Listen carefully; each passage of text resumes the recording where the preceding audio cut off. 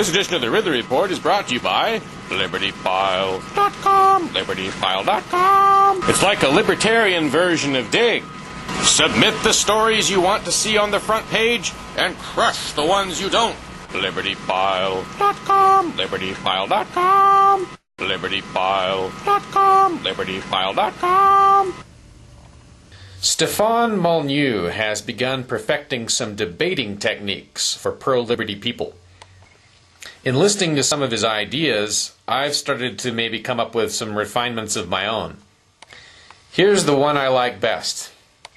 Let's say you're talking to somebody about a government policy that is anti-liberty. Let's assume they support that policy.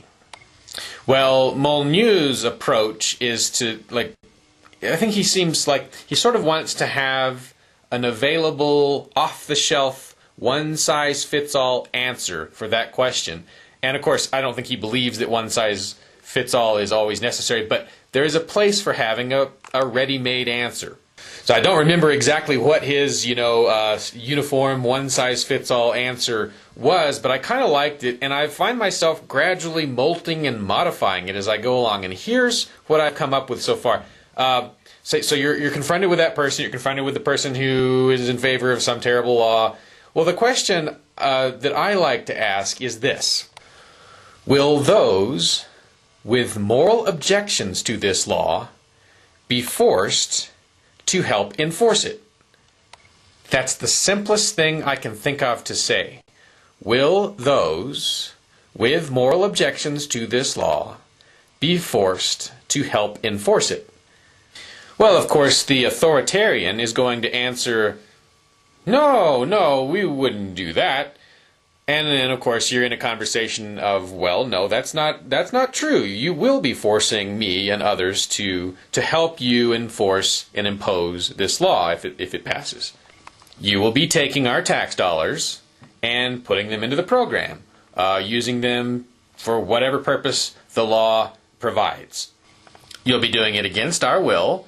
And if we decline to assist, if we decline to pay the given tax, then you will or may use force against us to obtain the monies. Isn't that violent? You can ask the person that, and maybe it will get them thinking a little bit. I never would have come up with this concept if it hadn't been for Stefan Molyneux. And hopefully, in listening to my mutation of his idea, it will give you an idea of your own. But that's the best I can do right now.